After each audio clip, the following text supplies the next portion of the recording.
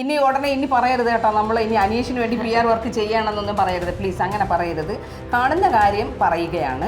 ഒരു പ്രശ്നം ഉണ്ടാകുമ്പോൾ ഫസ്റ്റ് ഇടപെടേണ്ടത് GM ആണ്, ലക്ഷ്മിയായ. ഒന്നും വരുന്നില്ല, GM ഒന്നിലും ഇടപെടുന്നതായിട്ട്. അനീഷിന്റെ കേസിലായിരുന്നാലും ഷാനവാസിന്റെ കേസിലായിരുന്നാൽ പോലും ഗുഡ് പറയാനായിട്ട് ഇല്ല, ബാഡ് അത്രയേ ഉള്ളൂ. പുള്ളിയുടെ ആക്ടിങ് ആണെങ്കിലും കണ്ടന്റ് ക്രിയേറ്റ് ഒന്നും കൊള്ളത്തില്ല, എല്ലാം വാരി ഇങ്ങനെയൊക്കെ എറിയുന്നു. ഒരു ഗസ്റ്റ് ഒരിക്കലും ചെയ്യാൻ പാടില്ലാത്തൊരു കാര്യം. അതുല്യ ഇന്നലെ രാത്രി 9:30 മണി മുതൽ 10:30 മണിയുള്ള എൻ്റെ ടൈം എന്ന് പറഞ്ഞാൽ സത്യം പറഞ്ഞാൽ എനിക്ക് നല്ല ദേഷ്യം ഉണ്ടായി. ബിഗ് ബോസ് തന്നെയാണ് കാരണം.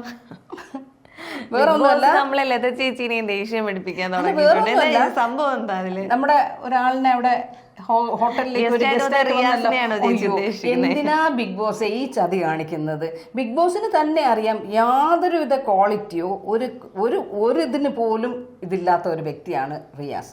സത്യം പറഞ്ഞാൽ നിങ്ങളെല്ലാവരും കണ്ടിട്ടുണ്ടായിരിക്കും, അദ്ദേഹം വന്ന് ഇവിടെ കാണിച്ചിട്ടുണ്ടായിട്ടുള്ള കാര്യങ്ങൾ. നമ്മുടെ റോബിന് നല്ലത് അതൊന്നും അല്ല, പക്ഷെ ഗെയിമർ അല്ല, ഒരു കണ്ടന്റ് ക്രിയേറ്റ് ചെയ്യാൻ അറിയില്ല, വെറുതെ ഒരു അളിഞ്ഞ വഴക്കുണ്ടാക്കുക എന്നുള്ളത് മാത്രമാണ് പുള്ളിയെ സംബന്ധിച്ചിടത്തോളം ഫീൽ ചെയ്തത്. എനിക്ക് ഇഷ്ടപ്പെട്ടില്ല എന്നുള്ളതാണ്. ഞാനും അതിൽ കുറച്ച് ക്ലിപ്പിംഗ്സ് എല്ലാം ഞാൻ കണ്ടിരുന്നു. ഞാൻ ഭയങ്കര എക്സ്പെക്ടേഷനോടെ കണ്ട ഒരു എപ്പിസോഡായിരുന്നു സത്യം പറഞ്ഞു. എക്സ്പെക്ട് ചെയ്യാനായത് ഇതിനെ മാത്രമേ കിട്ടിയുള്ളൂ. അല്ലെ, ഈ സീസൺ 4 എടുത്തു കഴിയുമ്പോൾ ഒരു എന്താ പറയാ, ഒരുപാട് ട്വിസ്റ്റ് ഉണ്ടാക്കിയ ഒരു കണ്ടസ്റ്റന്റ് ആയിരുന്നു. അത് നമുക്ക് ഒരിക്കലും മാറ്റി വെക്കാൻ പറ്റത്തില്ല. അപ്പൊ ഞാനൊരു ഒരു എക്സ്പെക്ടേഷൻ ആയിരുന്നു ഇനി പുള്ളിക്കാരൻ വരുമ്പോ നമ്മള് ഈ സീസണിലെ മത്സരാർത്ഥികളെല്ലാം ഗെയിമിലോട്ടൊന്ന് ഓണായി തുടങ്ങിയിട്ടുണ്ടെങ്കിലും വലിയ രീതിയിലുള്ള ഒരു കണ്ടന്റ് കൊടുക്കുന്നതായിട്ട് എനിക്ക് തോന്നിയില്ല. അപ്പൊ ഞാൻ കരുതിയതെന്ന് പറയുന്നത് ഇപ്പൊ റിയാസ് വരുമ്പോ എന്തെങ്കിലും ഒരു മാറ്റം ഉണ്ടാകുമായിരിക്കും എന്നൊരു എക്സ്പെക്ടേഷൻ ഉണ്ടായിരുന്നു. പക്ഷേ കൊണ്ടുവരാനുള്ള ഇതൊന്നും ഇല്ല, അതിനുള്ളതൊന്നും എന്തായാലും പുള്ളിക്കാരൻ ചെയ്തിട്ടില്ല. എനിക്ക് ഫീൽ ചെയ്തത് ഇപ്പൊ ലക്ഷ്മിയോട് ചൊറിഞ്ഞ ആ കേസായിരുന്നാൽ പോലും, ഷാനവാസിക്കയോട് കാണിച്ചതായിരുന്നാൽ പോലും, അത് ഷാനവാസിനും ലക്ഷ്മിക്കും ഗുണം ചെയ്തു, അങ്ങനെ പറയാൻ കഴിയത്തുള്ളൂ. ഷാനവാസിന് ഗുണം ചെയ്തു എന്ന് പറയരുത്, കാരണം ഷാനവാസ് ഓൾറെഡി ഗുണം ചെയ്ത ആള് തന്നെയാണ്. എനിക്ക് ഫീൽ ചെയ്തെന്ന് പറഞ്ഞാൽ ഷാനവാസ് നല്ലൊരു ഗെയിമറാണ്, ടോപ്പ് 5 വരുമെന്ന് തന്നെയാണ് എനിക്ക് 100% വിശ്വാസമുള്ളത്. പക്ഷെ കഴിഞ്ഞ ഒരാഴ്ച വെച്ച് നോക്കുമ്പോൾ പുള്ളിക്കാരന്റെ പ്രസൻസ് വളരെ വലിയ അധികമായിട്ട് ഉണ്ടായിരുന്നില്ല. ശ്രദ്ധിച്ചാൽ മനസ്സിലാവും, അവിടെ എല്ലാവർക്കും കൂടെ വളഞ്ഞിട്ട് ആക്രമിക്കാൻ കിട്ടിയ ഒരു സന്ദർഭം. അതെനിക്ക് പക്ഷെ ബിഗ് ബോസ് മാക്സിമം വിചാരിച്ചത് അവിടെ അനീഷിനെയും നമ്മുടെ ഷാനവാസിനെയും കൂടെ ഒരുമിപ്പിക്കാൻ പറ്റി. അതെന്തായാലും നടന്നു. സത്യം പറഞ്ഞാൽ എനിക്ക് ആകെ അതിലൊരു സന്തോഷം തോന്നിയത് നമ്മുടെ അനീഷ് കണ്ടു. എനിക്ക് ഭയങ്കര സന്തോഷം തോന്നി. പുള്ളിക്കാരൻ വന്നു തുടങ്ങിയ സമയത്ത് നമുക്കറിയാം പുള്ളിക്കാരന്റെ മുഖഭാവം എങ്ങനെയായിരുന്നു.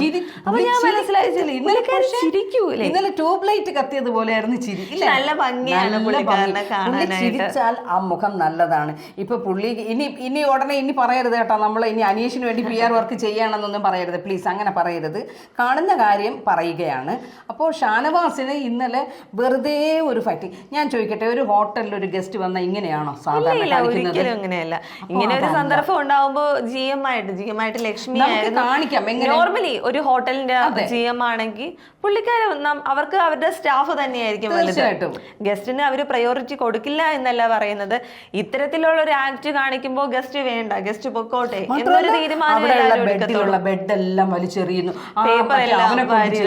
ആര്യനെ കൊണ്ട് ചെയ്യുന്നു, നെവിനെ കൊണ്ട്. ഞാൻ ഒന്ന് ചോദിച്ചു നോക്കട്ടെ, ഇപ്പൊ ഈ ബിഗ് ബോസിലാണെങ്കിൽ, ഇപ്പൊ നമ്മുടെ പേഴ്സണലി നമ്മുടെ വീട്ടിലാണെങ്കിൽ പോലും പുറത്തു നിന്ന് വരുന്ന ഒരാളിന് നമ്മൾ ആ സ്ഥാനമേ കൊടുക്കത്തുള്ളൂ.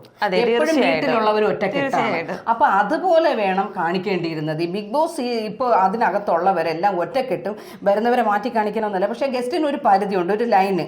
ആ ലൈൻ ഇപ്പൊ കടന്നു കഴിഞ്ഞാൽ ഒറ്റക്കെട്ടാവണോ? ഹോട്ടലിൽ എന്നാലും ഒരു ഗസ്റ്റ് കാണിക്കുന്ന ഒരു ആക്ട് അല്ല എന്തായാലും. കഴിഞ്ഞ ദിവസം റിയാസ് കാണിച്ചിരിക്കുന്നത് ബെഡെല്ലാം തട്ടി മാറ്റി ഇടുക, ടിഷ്യൂ പേപ്പർ എല്ലാം കൊണ്ടുവന്ന് അവിടെ എല്ലാം ഇടുക, ഒരിക്കലും ഇടത്തില്ല. ഇത് മനഃപൂർവ്വം ഷാനവാസ് പറഞ്ഞത് റിയാസിന് ഇഷ്ടായില്ല, അതുകൊണ്ട് ടാർഗറ്റ് ചെയ്തതുപോലെ തന്നെ. കാരണം ഷാനവാസ് പറയുന്നത് ഇഷ്ടപ്പെട്ടില്ല. അതാണ് അത് മാത്രമല്ല ചേച്ചി, ഷാനവാസ് പറയുന്നുണ്ടായിരുന്നു ഇടയ്ക്ക് വെച്ചിട്ട്, നമ്മളിപ്പോ ഡ്യൂട്ടിയിൽ കയറിയിട്ടില്ല, ഞാൻ യൂണിഫോം എല്ലാം ഇട്ട് ഡ്യൂട്ടിയിൽ കയറി ചെയ്തതിന് ശേഷം എനിക്ക് ജോലി ചെയ്യേണ്ട ആവശ്യമുള്ളൂ, അതുവരെ എനിക്ക് ചെയ്യേണ്ട ആവശ്യമില്ല, അത് കഴിഞ്ഞിട്ട് പറഞ്ഞ് ഞാൻ കേൾക്കും, അല്ലാണ്ട് ഇപ്പൊ പറയേണ്ട ആവശ്യമില്ല. അത് എന്ത് മര്യാദയാണ് ഇതൊക്കെ? ഞാൻ ചോദിക്കട്ടെ, കണ്ടന്റ് ആണെങ്കിലും ഗെയിം ആണെങ്കിലും കോമൺ സെൻസ് ഉള്ള കളിയും സത്യം പറഞ്ഞ ഇത്തവണത്തെ കണ്ടസ്റ്റൻസിന്റെ ഏറ്റവും വലിയ പരാജയം അതാണ്. ഇപ്പൊ ഒരു ഹോട്ടൽ, അതെ ഒരു ഹോട്ടൽ ടാസ്ക് അവിടെ നടക്കുകയാണ്, ആ ടാസ്ക് എന്താണെന്നോ അത് എങ്ങനെയാണ് കളിക്കേണ്ടതെന്നോ ഒരു സിറ്റുവേഷൻ അവിടെ ഉണ്ടാകുമ്പോൾ, ഇപ്പോ ഓരോരുത്തർക്കും ഓരോ പോസ്റ്റ് കൊടുത്തിട്ടുണ്ട്, ചേച്ചിക്ക് അറിയാലോ, ആസ് എ കണ്ടസ്റ്റന്റ് പോയിട്ട് ആ ഒരു ഗെയിം കളിക്കുമ്പോൾ അവരെങ്ങനെയാണ് ആ സമയത്ത് പ്രതികരിക്കേണ്ടത് എന്ന് പോലും അറിയില്ല.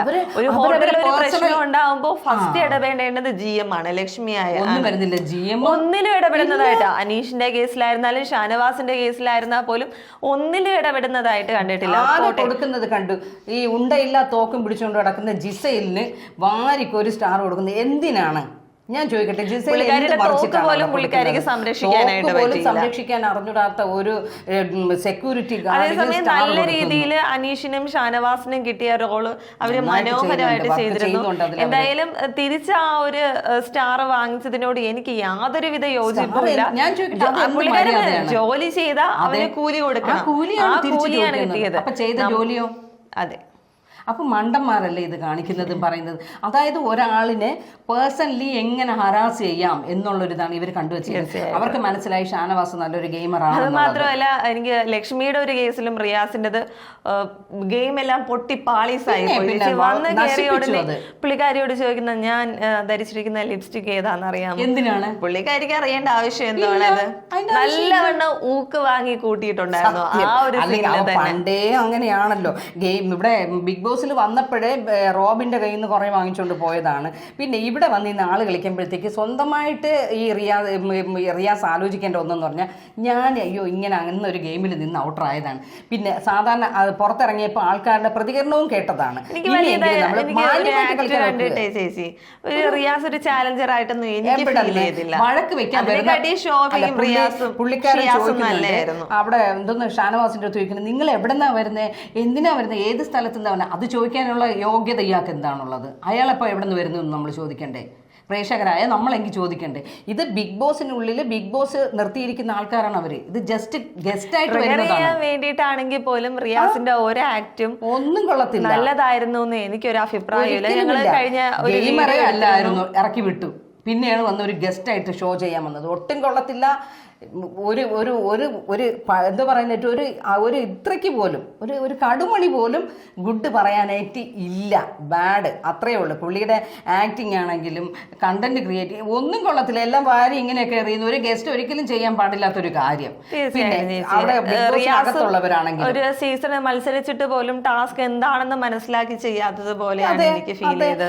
അയാളും ഇവിടെ നിന്ന് പോയതല്ലേ, ഇതേപോലെ ഇതിനകത്ത് നിന്ന് കളിച്ച് ഇങ്ങനെ ഇതേപോലെ ഔട്ടർന്ന ആൾക്കാർ വന്നപ്പോൾ ഫേസ് ചെയ്തവരല്ലേ ഇവരൊക്കെ. അപ്പോൾ അവർക്ക് അത് അറിഞ്ഞില്ലേ എന്ത് കോമാളിത്തം കാണിച്ചിട്ട് പോയെന്ന് നമുക്കറിയത്തില്ല. അത് സത്യം പറഞ്ഞാൽ ആ സമയം കൊന്നു തന്നു. നമ്മൾ ഒന്നുമില്ലെങ്കിലും ബിഗ് ബോസ് കണ്ട് എന്തെങ്കിലുമൊക്കെ കാണട്ടെ എന്നെങ്കിലും പറഞ്ഞുകൊണ്ടിരിക്കും. ഇത് സത്യം പറഞ്ഞാൽ കൊന്ന്. ഇതിൽ അനുമോള് കറക്റ്റ് പറയുന്നുണ്ട്. ഷാനവാസിൻ്റെ അടുത്ത് പറയാൻ പറ്റും, അവർ പറയുന്നുണ്ട് അത് പുള്ളിക്കാരെ യൂണിഫോം ഒന്നും ഇട്ടിട്ടില്ലല്ലോ, അപ്പം നമുക്കിപ്പോൾ പുള്ളിക്കാരനെ ഒന്നും പറയാൻ പറ്റില്ല. യൂണിഫോം ഇതിൽ അക്ബർ ആണെങ്കിലും നെവിൻ ആണെങ്കിലും മറ്റേ അവനെ എനിക്ക് സത്യം പറഞ്ഞാൽ എനിക്ക് കണ്ണിന് പിടിക്കുന്നില്ല എന്നാണ് ആര്യൻ എന്ന് പറയുന്നവര്. അത് എന്തൊക്കെ കാണിക്കുന്നത് സത്യം. അയ്യോ എന്താണ് അവനെ കാട്ടി ഇനി ബെസ്റ്റ് ഇല്ല പക്ഷെ നന്നായിട്ടൊന്ന് മുഖം നോക്കിയ കാര്യങ്ങളൊക്കെ മനസ്സിലാക്കാൻ പറ്റുന്നുള്ളതേ ഉള്ളൂ. ഇതിലും ഭംഗിയുള്ള പയ്യന്മാരുണ്ട്. ഇപ്പൊ എന്തായാലും ഇനിയിപ്പം റിയാസിനെ മാറ്റി നിർത്തി ഇനി ബാക്ക് ടു കണ്ടസ്റ്റൻസിലോട്ട് വന്നു കഴിഞ്ഞാൽ അവരോട് ഒന്നേ പറയാനുള്ളൂ, ഗെയിം ഒരുമിച്ച് നിൽക്കുക. പിന്നെ ഗെയിം എന്താണെന്ന് അറിഞ്ഞു കളിക്കുക. ഗെയിം അവനവൻ സ്വന്തമായിട്ട് കളിക്കുക. പക്ഷെ ഔട്ടറിൽ നിന്ന് വരുന്ന ഒരാളിന് വേണ്ടിയിട്ട് സ്വന്തം കുടുംബക്കാരെ അത് അഖിൽമാരാർ ഇടയ്ക്ക് ഒരു വീഡിയോ ഇട്ടിരുന്നു, പുള്ളിക്കാരന്റെ സീസണിൽ എങ്ങനെയായിരുന്നു. നമുക്കിപ്പോ നമ്മുടെ ഒരു വീട്ടിലൊരു പ്രശ്നം ഉണ്ടാവുകയാണെങ്കിൽ നമ്മൾ ആരെയും കുറ്റപ്പെടുത്തുകയല്ല, ചേർത്ത് നിന്ന് ഒരാളൊരു പ്രശ്നം ഉണ്ടാക്കുമ്പോൾ ചേർത്ത് നിർത്താനാണ് നമ്മൾ ശ്രമിക്കേണ്ടത്. ആ ഒരു പോയിന്റ് ഒക്കെ വെച്ച് നോക്കുമ്പോൾ ഇത്തവണത്തെ സീസണിൽ നിങ്ങൾ തിരിച്ച് പുറത്തോട്ട് ഇറങ്ങുമ്പോഴും ഇത് നിങ്ങളുടെ ലൈഫിൽ വേണ്ട ഒരു കാര്യം എന്ന് പറഞ്ഞാൽ നമ്മുടെ വീട്ടിലോട്ട് ഔട്ടിൽ നിന്ന് വരുന്ന ഒരാളിന് സ്ഥാനം കൊടുക്കുക. അതൊരു ബൗണ്ടറി ഉണ്ട്, അത് അവിടെ നിൽക്കുക. അല്ലാതെ നമ്മൾ വീട്ടുകാരിൽ ഒറ്റക്കെട്ടാണ്, ഒരുമയാണ്, അത് ആർക്കും വിട്ടുകൊടുക്കരുത് എന്നുള്ളതാണ് പേഴ്സണലി ഞാൻ പഠിച്ചിട്ടുള്ളതും ഞാൻ പറയുന്നതും അങ്ങനെ തന്നെയാണ്. ഇല്ലേ, നമ്മുടെ ആൾക്കാരാണ് വരുന്നത്. നിങ്ങൾ ഒറ്റക്കെട്ടായിട്ട് നിൽക്കേ ഒരാൾ വരുമ്പോഴത്തേക്ക്, എന്നാലേ ശക്തി ഉണ്ടാവത്തുള്ളൂ. പിന്നെ ഗെയിം കളിക്കുമ്പോൾ അവരവരുടേതായിട്ട് നമ്മൾ പേഴ്സണലാണ്, കപ്പ് ഒരാൾക്കേ കൊടുക്കാൻ പറ്റത്തുള്ളൂ. അപ്പം പേഴ്സണലി തന്നെ കളിക്കേണ്ടി വരും. അല്ലാത്ത സമയത്തെങ്കിലും ഇടയ്ക്ക് ബിഗ് ബോസ് പറഞ്ഞതുപോലെ ടാസ്ക് എന്താണെന്ന് ക്ലിയർ ആയിട്ട് നിങ്ങൾ ആദ്യം മനസ്സിലാക്കിയതിനു ശേഷം കളിക്കാനായിട്ട് പോവുക. അതായിരിക്കും ഏറ്റവും ബെറ്റർ. എന്തായാലും സന്തോഷം അനീഷ് ചിരിച്ചതിൽ. ഒരുപാട് സന്തോഷമുണ്ട്. എന്തായാലും എല്ലാ മത്സരാർത്ഥികൾക്കും നല്ല രീതിയിൽ അവരുടെ ഗെയിം സ്ട്രാറ്റജി എന്ത് തന്നെ ആയിക്കോട്ടെ, പക്ഷെ നല്ല രീതിയിൽ തന്നെ ഗെയിം അവർക്ക് കളിക്കാൻ പറ്റട്ടെ എന്ന് തന്നെയാണ് നമ്മളും ആഗ്രഹിക്കുന്നത്. നല്ല നല്ല എന്ത് പറയാനായിട്ട് എന്റർടൈൻ ആക്കാനായിട്ട് ശ്രമിക്കുക.